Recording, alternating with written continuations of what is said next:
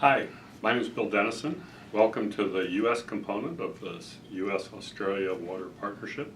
I'm talking to you right now from the shores of Chesapeake Bay on the east coast of the United States. We're in Annapolis here. The capital of the United States is Washington, D.C. right over here.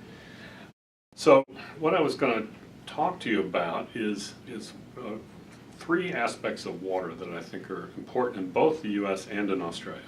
The three things are that water is essential for life. Secondly, that water is essential for great civilizations. And thirdly, that water scarcity is going to be part of our future. There was a quote by Leonardo da Vinci that said that water is the driving force of all nature. Water is the majority of the human body. Water is something that we need to have within hours or maybe a couple days, or else we cease to live. We can go without food or shelter for much, much longer, but we can't go without water. Water is the first thing that relief missions bring into places that are devastated by natural disasters. Water is the thing that we search for with our interplanetary probes looking for life. What we're really looking for is water, because if we find water, that'll be the way we find life.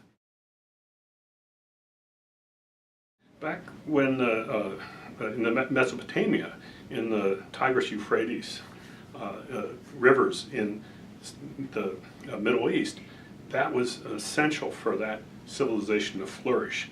The Egyptians had the Nile River. The great European cities are on the Danube or the Seine or the Thames. The great civilizations in China and India are nourished by the rivers that flow off the Himalayas reliably. The Yangtze in China and the Ganges in India. So water is really essential for civilizations. And if you don't have water, you become nomadic. The Aboriginal Australians, the Bedouins in Africa, they're moving around to look for water because it wasn't plentiful.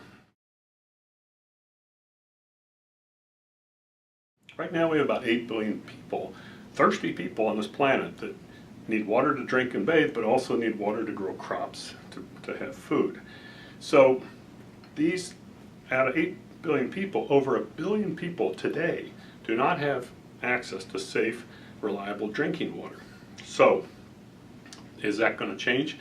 Undoubtedly yes, for a couple reasons. First, population continues to expand, but more importantly, the climate's changing. So it's not just global warming, it's actually climate variability. So we have droughts, searing, crippling droughts punctuated by extreme events, hurricanes and cyclones and typhoons that are bigger and more frequent than ever before.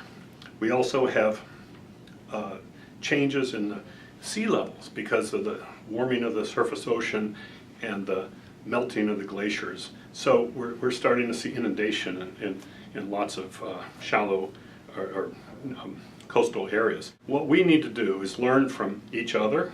In the US, where we have relatively plentiful water, in Australia, where water is very scarce, the 20 million people in Australia living along the coastal fringe, the 300 million people in the US living along the great rivers and the coast, need to figure out how we deal with water for the future. So we really look forward to learning from everybody. Welcome to this module, and we'll look forward to seeing what transpires in the course of this program. Thank you.